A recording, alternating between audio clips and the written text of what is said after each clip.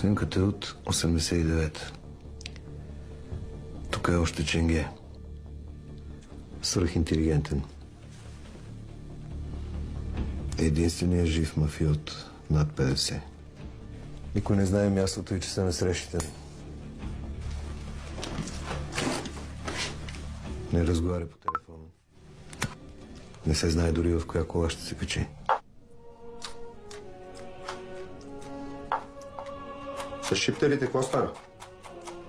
Как се движат нещата по бартера? Всичко е точно. Точно. На какви пари ги смятаме? Ще станат ли на 5 към 1? 50 на шкила за 10. И ти доволен ли си така? Мисля, че ще клепнете на 4 към кафявото е хубаво, към 70% чисто. Всичко окей. Щом ти си доволен? И аз съм доволен.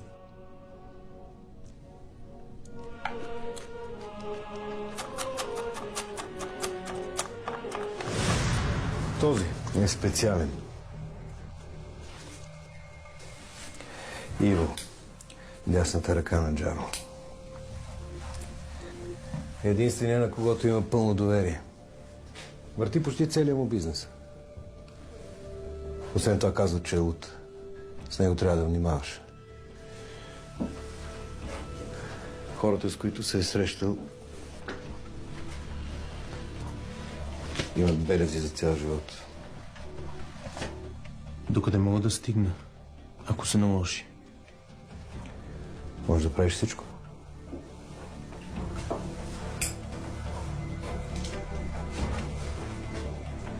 Без да убиваш.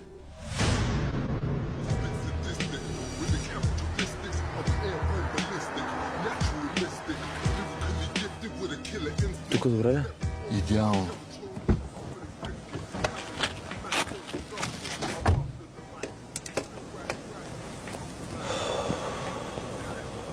Пич, по едно време си викам, а ребата до тук беха.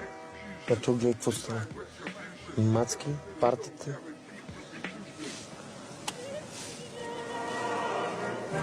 Ей, това е парчето на Джаро.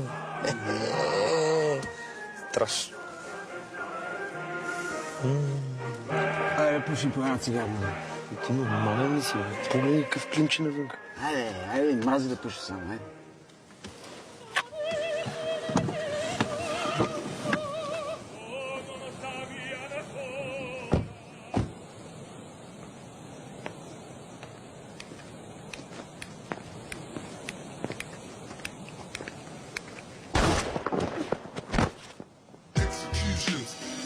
Retribution, stepping to the zone, guaranteed to be choosing. Executions, divine retribution, life or death, which road are you choosing? Executions, divine retribution, stepping to the zone, guaranteed to be choosing.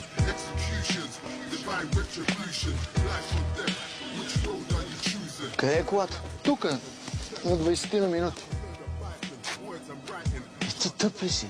Защо не каза да спрем по-близо? Ма на мен наистина ми се пикаеше, бе. Ти си много тъп, бат.